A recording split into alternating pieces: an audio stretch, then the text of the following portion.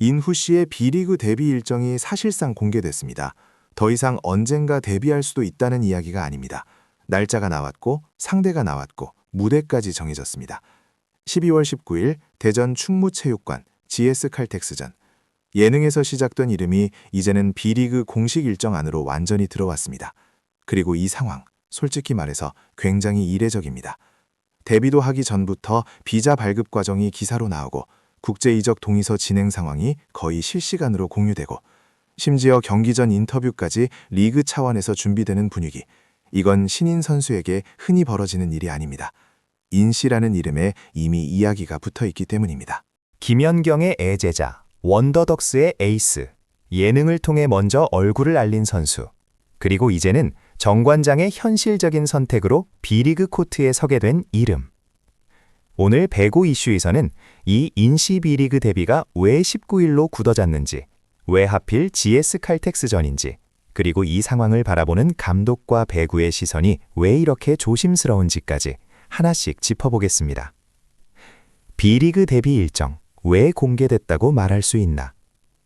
인쿠 씨의 데뷔는 이제 가능성의 단계가 아닙니다. 이미 거의 모든 행정 절차가 마무리 국면에 들어갔습니다. 몽골로 출국해 예술행위 비자를 발급받았고 유학 비자에서 취업 비자로의 체류 자격 변경도 완료됐습니다. 국제 이적 동의서, 즉 ITC 역시 몽골 배구협회 동의와 FIVB 승인 절차가 이번 주 안으로 끝날 가능성이 큽니다. 정관장 구단 내부에서도 문제만 없다면 19일 경기에는 맞출 수 있다는 이야기가 흘러나옵니다. 그리고 결정적으로 한국배구연맹이 19일 GS 칼텍스전을 앞두고 인쿠 씨의 데뷔를 전제로 준비 중이라는 점. 이건 사실상 리그가 인쿠 씨의 데뷔를 전제로 움직이고 있다는 의미입니다. 그래서 B리그 데뷔 일정이 공개됐다는 말, 과장이 아닙니다. 왜 하필 GS 칼텍스전인가? 정관장의 상황이 만든 선택. 정관장은 지금 여유가 있는 팀이 아닙니다. 리그 최하위, 연패 흐름, 팀 분위기까지 무거운 상황. 그리고 결정적으로 아시아 쿼터 위파위 시통이 장기 부상 퇴출이라는 변수가 겹쳤습니다. 복귀 시점은 불투명하고 정관장은 당장 코트에 투입할 수 있는 선수가 필요했습니다. 여기서 중요한 포인트는 정관장이 완성형 선수를 찾은 게 아니라는 점입니다. 당장 투입 가능할 것, 한국 배구 환경에 이미 익숙할 것, 언어 생활 적응 부담이 적을 것. 이 조건을 놓고 보면 선택지는 많지 않았습니다. 그리고 그 끝에 인씨라는 이름이 남았습니다. GS 칼텍스는 비교적 전력이 약한 팀입니다. 즉, 인쿠 씨에게 모든 걸 해결하라고 맡기는 자리가 아니라 짧게라도 시험해 볼 수 있는 무대로 가장 현실적인 선택이었던 겁니다. 고진 감독의 걱정. 예능과 프로는 다르다. 이런 상황에서 가장 먼저 속도 조절에 나선 사람은 고희진 감독입니다. 고 감독은 인코 씨를 직접 선택한 감독이지만 동시에 가장 냉정한 말을 먼저 꺼냈습니다. 예능과 프로 스포츠는 별개다. 이 말은 인코 씨를 깎아내리는 말이 아니라 지금 쏟아지는 과도한 기대를 향한 경고에 가깝습니다. 감독은 인코 씨의 공격력은 인정하면서도 리시브와 연결, 그리고 B리그의 높이와 힘에 대해서는 아직 물음표가 남아있다고 봅니다. 심지어 이런 말까지 덧붙였습니다. 연습을 이틀 하고 몽골로 갔는데 그 과정에서도 본인이 부족하다는 걸 느꼈을 겁니다. 즉, 감독은 이미 인씨가 쉽지 않은 길을 가고 있다는 걸 알고 있다는 겁니다. 대국의 내부 시선. 인씨를 바라보는 대국의 내부의 시선은 한마디로 정리하면 기대와 현실의 간극입니다. 분명한 건 있습니다. 인쿠 씨는 공격력 하나만 놓고 보면 국내 선수 기준에서는 충분히 경쟁력이 있는 자원입니다. 실제로 배국의 관계자들 사이에서는 이런 말이 나옵니다. 스파이크 파워와 타점은 확실히 있다. 공격에서 한 방은 분명하다. 하지만 그 뒤에는 항상 같은 문장이 붙습니다. 문제는 그 다음이다. B리그는 공격만 잘해서 버틸 수 있는 리그가 아닙니다. 서브 리시브, 연결, 상대 강서버를 상대로 한 수비 집중력. 특히 GS 칼텍스에는 지제 실바처럼 한번 흔들리면 연속 실점으로 이어질 수 있는 강력한 서브를 가진 선수가 있습니다. 배구의 한 관계자는 이렇게 말합니다. 인쿠 씨가 못할 수도 있다. 그건 이상한 일이 아니다. 문제는 못했을 때 감당해야 하는 여론이다. 예능을 통해 이미 만들어진 이미지가 있기 때문에 기대치가 너무 높아졌다는 겁니다. 그 기대를 당장 충족시키지 못하면 선수는 실력 이전에 심리적으로 먼저 흔들릴 수 있습니다. 그래서 배구에서는 인쿠시의 데뷔 자체보다 데뷔를 더 걱정하는 목소리가 적지 않습니다. 인쿠시의 진짜 배경. 인쿠시는 갑자기 등장한 선수가 아닙니다.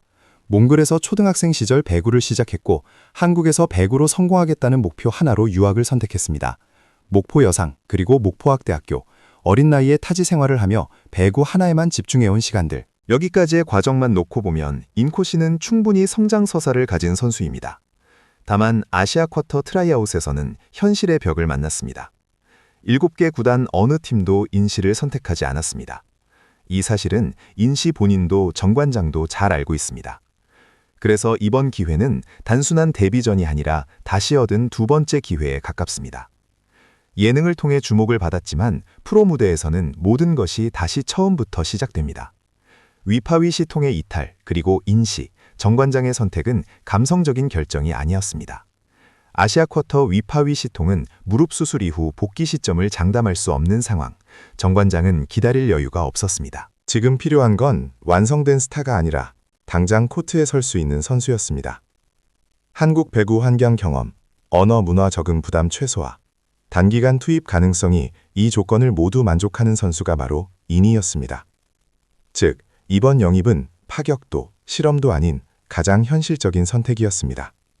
그리고 그 선택의 결과가 19일 GS 스칼텍스전으로 이어진 겁니다. 고이진 감독의 또 다른 메시지, 지금은 증명보다 적응이다. 고이진 감독은 인쿠시에 대해 한 가지 분명한 기준을 갖고 있습니다. 당장 압도하는 모습을 기대하면 안 된다.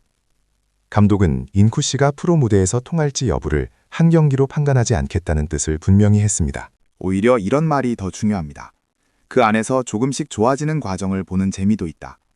즉, 고이진 감독이 바라보는 인쿠시는 구세주가 아니라 성장중인 선택지입니다. 그리고 이 시선은 지금의 과열된 분위기 속에서 오히려 가장 현실적인 시선입니다. 커뮤니티 반응. 팬들의 반응은 분명하게 갈립니다. 그래도 없는 것보단 낫다. 스토리 있는 선수가 나오는 게 더 재미있다. 한방 있는 선수니까 써볼만하다. 이런 기대 섞인 반응이 있는 반면 예능 때문에 기대치가 너무 높다.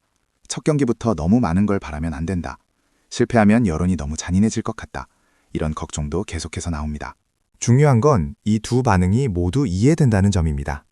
기대가 크다는 건 관심이 크다는 뜻이고, 걱정이 나온다는 건 그만큼 선수를 소중하게 본다는 뜻이기도 합니다.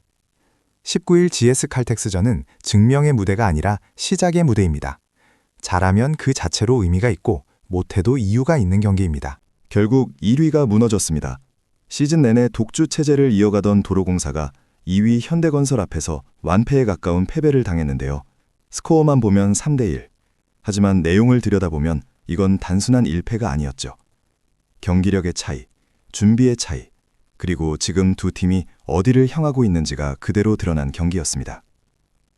도로공사는 분명 1위 팀이었지만 이날만큼은 1위다운 여유도 안정감도 보이지 않았죠.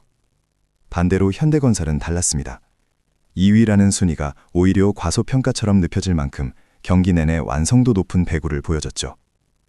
부상 리스크를 안고도 흔들리지 않았고 주요 공격수 의존 없이 블로킹, 수비, 연결, 흐름, 장악까지 팀으로 경기를 지배했습니다. 이번 영상에서는 왜 1위 도로공사가 흔들렸는지, 그리고 왜 현대건설의 2승리가 단순한 1승이 아닌지 자세하게 하나씩 짚어보겠습니다. 1세트 초반부터 두 팀은 왜 이 경기가 1위와 2위의 맞대결인지를 그대로 보여줬습니다. 현대건설과 한국도로공사 모두 서브에서 무리하지 않고 길게 이어가는 선택을 했고, 랠리 상황에서도 쉽게 무너지지 않는 수비 집중력을 보여주며 점수는 계속해서 엎치락뒤치락하는 흐름으로 전개됐죠. 도로공사는 모마와 강소희를 중심으로 좌우를 고르게 활용하며 공격 점유율을 분산시켰고, 현대건설 역시 카리를 중심에도 정지윤과 자스티스를 적절히 섞어주며 상대 블로킹을 흔들었습니다. 세트 중반까지는 점수차가 크게 벌어지지 않았고 디그와 커버 플레이가 이어지며 긴 랠리가 반복되면서 양팀 모두 체력 소모가 눈에 띄기 시작했죠. 하지만 흐름은 세트 중반을 지나며 급격하게 달라졌습니다. 현대건설이 수비에서 한 발 더 빨라지기 시작했고 김다인의 토스가 안정되면서 공격 선택지가 분명해졌죠. 특히 카리의 공격 성공률이 살아나며 상대 블로킹을 끌어당겼고, 그 사이 정지윤과 자스티스의 오픈 공격이 연속으로 성공하면서 점수차가 순식간에 벌어졌습니다.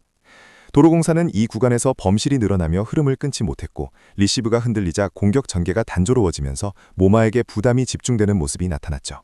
수치에서도 차이는 분명했습니다.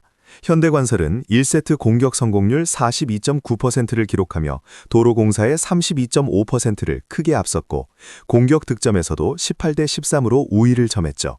블로킹 득점 역시 현대건설이 4개를 기록하며 도로공사의 공격 흐름을 여러 차례 차단했습니다. 결국 세트 막판 현대건설은 안정적인 사이드아웃과 수비 집중력을 바탕으로 리드를 지켜냈고 도로공사가 추격을 시도했지만 점수차를 좁히기에는 이미 흐름이 넘어간 뒤였죠. 그렇게 1세트는 25대 20, 현대건설이 경기의 주도권을 확실히 잡는 승리로 마무리됐습니다. 2세트는 1세트보다 상황이 훨씬 더 심각해졌는데요. 점수만 보면 25대 19, 6점 차이였지만 경기 내용은 그보다 훨씬 일방적이었죠. 세트 초반까지만 해도 도로공사가 어떻게든 흐름을 붙잡으려 했지만 시간이 갈수록 현대건설의 전술적 우위와 조직력이 분명하게 드러났습니다. 특히 현대건설의 블로킹 라인은 세트의 도로공사 공격을 압도했고 도로공사는 이를 전혀 뚫어내지 못했죠. 현대건설은 블로킹 득점뿐만 아니라 터치아웃과 유효 블로킹으로 도로공사의 공격 리듬 자체를 완전히 끊어놓았습니다. 모마의 공격은 계속해서 블로킹에 걸렸고 강소희와 타나차 역시 사이드에서 결정적인 한 방을 만들어내지 못했죠. 공격 성공률이 점점 떨어지면서 도로공사는 스스로 조급해졌고 그 조급함이 그대로 범실로 이어졌습니다. 여기에 서브 리시브까지 흔들리기 시작했는데요. 현대건설은 강한 서브로 도로공사의 리시브 라인을 집요하게 공략했고 리시브가 흔들리자 세터의 선택지는 급격히 줄어들었죠. 높이와 타이밍이 맞지 않는 토스가 늘어나면서 공격은 단조로워졌고 이는 다시 현대건설 블로킹 벽에 막히는 악순환으로 이어졌습니다. 세트 중반 이후 도로공사는 한 점을 내는데도 큰 어려움을 겪는 모습이었죠. 반면 현대건설은 특정 선수에 의존하지 않는 토탈 배구의 힘을 다시 한번 보여줬습니다. 외국인 선수 카리가 안정적으로 중심을 잡아줬고 정지윤과 자스티스가 좌우에서 꾸준히 득점을 보태며 공격 루트를 다양하게 가져갔죠. 여기에 양효진과 김희진이 중앙에서 블로킹과 속공으로 힘을 실어주면서 현대건설은 공격과 수비 모두에서 균형 잡힌 흐름을 유지했습니다. 특히 인상적이었던 점은 현대건설의 침착함이었는데요. 도로공사가 연속 실점으로 흔들릴 때도 현대건설은 급하게 가지 않았고 한 점 한 점 차분하게 쌓아가며 점수차를 벌렸죠. 세트 후반에는 이미 승부가 기운 분위기였고 도로공사는 반전을 만들 수 있는 동력을 끝내 찾지 못했습니다. 결국 2세트 역시 현대건설이 25대 19로 가져가며 세트 스코어 2대 0을 만들었습니다. 하지만 3세트에서 한국도로공사는 그대로 무너지지 않겠다는 의지를 분명히 보여줬는데요. 1, 2세트를 연달아 내주며 벼랑 끝에 몰린 상황이었지만 도로공사는 경기 초반부터 공격적인 선택을 이어가며 분위기를 바꾸려 했죠. 서브부터 과감하게 들어갔고 수비 집중력도 이전 세트와는 확연히 달라진 모습이었습니다. 초반부터 도로공사가 리드를 잡았고 모마와 강소희를 중심으로 한 공격 전개가 비교적 안정적으로 이어지면서 점수차를 조금씩 벌려나갔죠. 현대건설 역시 그대로 물러서지 않았습니다. 블로킹과 수비에서 다시 한번 압박을 시도하며 추격에 나섰고 카리와 정지윤의 공격으로 한때 점수차를 좁히는 데까지 성공했죠. 하지만 3세트에서는 이전 세트들과 달리 도로공사가 흔들리지 않았습니다. 리시브가 무너지지 않으면서 토스 선택폭이 넓어졌고 특정 선수에게 공격이 쏠리지 않으면서 현대건설의 블로킹을 분산시키는 데 성공했죠. 결국 3세트는 25대 21 도라공사의 승리로 마무리됐습니다. 그러나 4세트에 들어서며 흐름은 다시 현대건설 쪽으로 기울었는데요. 3세트를 내주며 한 차례 흔들렸지만 현대건설은 초반부터 수비 집중력을 끌어올리며 분위기를 다시 장악했죠. 도로공사가 모마와 강소희를 중심으로 반격을 시도했지만 현대건설의 블로킹 라인은 쉽게 무너지지 않았습니다. 카리와 양효진을 죽으로 한 중앙 높이가 살아났고 정지윤과 저스티스도 결정적인 순간마다 득점을 보태며 흐름을 끊어냈죠. 특히 세트 중반 이후에는 연속 블로킹과 안정적인 사이드아웃이 이어지면서 점수차가 다시 벌어졌고 도로공사는 리시브가 흔들리며 공격 선택지가 급격히 줄어들었습니다.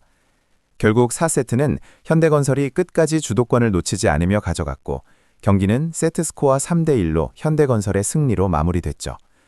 이날 승리로 현대건설은 선두 도로공사를 상대로 값진 승점 3점을 챙기며 우승 경쟁 구도를 다시 한번 흔들어 놓았습니다. 부상 리스크 속에서도 조직력과 높이를 앞세운 현대건설의 저력이 확인된 경기였고 반면 도로공사는 3세트 반등에도 불구하고 전체적인 체력 부담과 리시브 불안이라는 숙제를 다시 안게 됐죠. 1위와 2위의 격차는 여전히 크지 않으며 이제 선두 싸움은 다시 장기전 양상으로 접어들었습니다.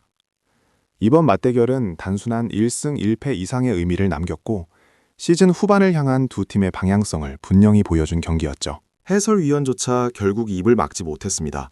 이 정도 볼 처리도 못해주면 박정화 선수가 원래 이 정도밖에 안 되는 선수인지, 경기 중계를 하는 전문가가 카메라 앞에서 선수를 직접 언급하며 비판을 꺼냈다는 건 그만큼 지금 페퍼저축은행의 현 상황이 단순한 부진을 넘어 위기 국면에 진입했다는 뜻입니다. 팬들도 같은 장면을 보며 확신했습니다. 지금 팀이 겪는 문제는 단순히 연패가 아니라 팀 시스템 전체가 무너지고 있다는 신호다. 그리고 한 가지 질문이 더 선명하게 떠올랐습니다. 박정화가 흔들려서 팀이 무너진 걸까? 아니면 팀 시스템이 먼저 붕괴했기 때문에 박정화까지 흔들리는 걸까? 오늘 배구 이슈에서는 지금 페퍼저축은행이 왜 추락하고 있는지, 어디서부터 균열이 시작됐는지, 감독의 발언이 실제로 무엇을 의미하는지, 그리고 이 팀이 어디로 향할 수 있는지 모든 원인을 처음부터 차근차근 추적해보겠습니다. 초반 돌풍의 본질, 실력이 아니었나? 개막 8경기 6승 2패.